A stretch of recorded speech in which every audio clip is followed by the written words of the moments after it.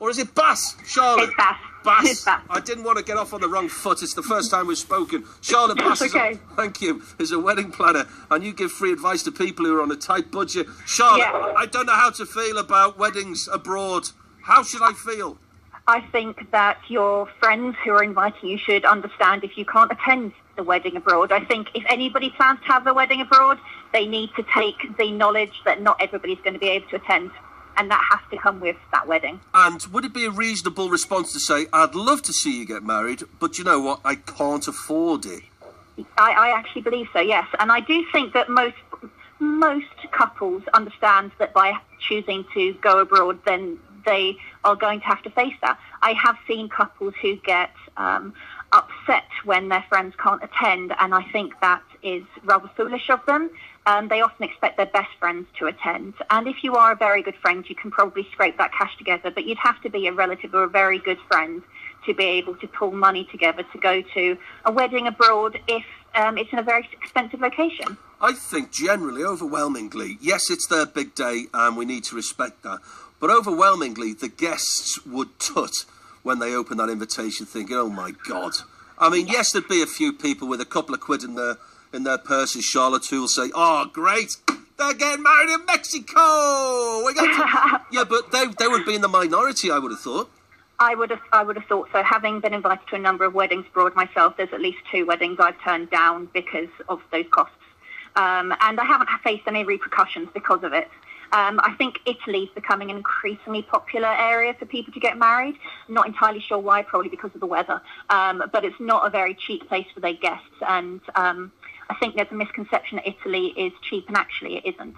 Lake Garda is a popular...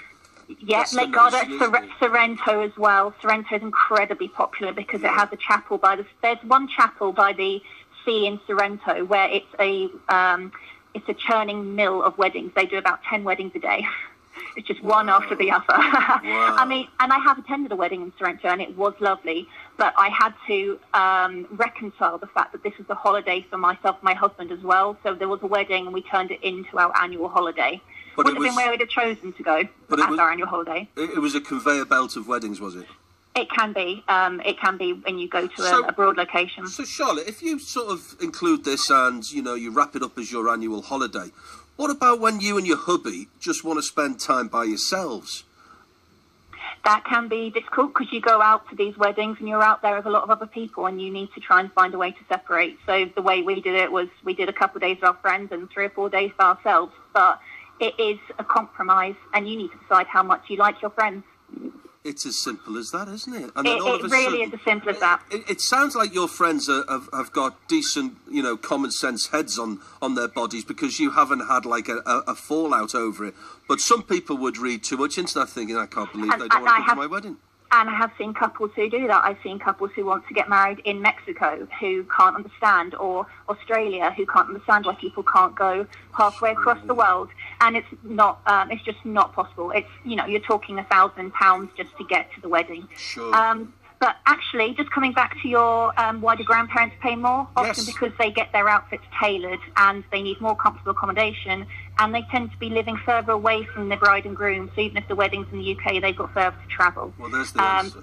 So, yeah, they will pay for bespoke clothing to be made for them because they want to look their best. What about weekday weddings? I'm going to go to my brother-in-law's wedding, which is on a Friday. Because it's cheaper for them, but it's more expensive for everyone else because, I have to take a day off work. Everyone else has... Total bugbear for me. Yeah, I mean, I understand why they're doing it because they're looking after a budget. I get that. But nevertheless, everybody else will pay for that financially, I suppose. I do think that they are the most annoying, the ones where it's a weekday wedding and you have to take a day out of your annual leave. You may only have, 3 weeks annual leave a year and you're using up some of that on going to a wedding. Yeah. It's extremely annoying, but that is the fault of an industry where they inflate prices so much the second they hear the W word. Yes, maybe what we could do, or the wedding guests could chuck a couple of quid in and say, look, we'd rather you got married on a Saturday. maybe they could do that. That would be fantastic. You know what? It's a bit of a this way, that way, because if a couple's trying to save money, people get upset if couples spend hundreds of thousands of pounds on a wedding. They think that's elaborate. But then if a couple's trying to save money by doing a Friday wedding, then there's the downside there as well. There is no complete win-win-win in any wedding situation, and every couple has to treat it unique to their friends, their family.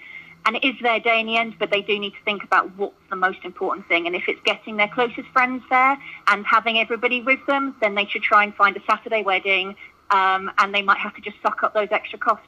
Or reduce the amount of whatever the bolt-ons, because weddings, you know, they make a lot of money with bolt-ons, don't they? Huge amount of bolt-ons. There are a lot of ways to cut costs. You can do a lot of your own decorations. You don't need to be paying £1,500, £2,000 for a wedding photographer if you really do your research.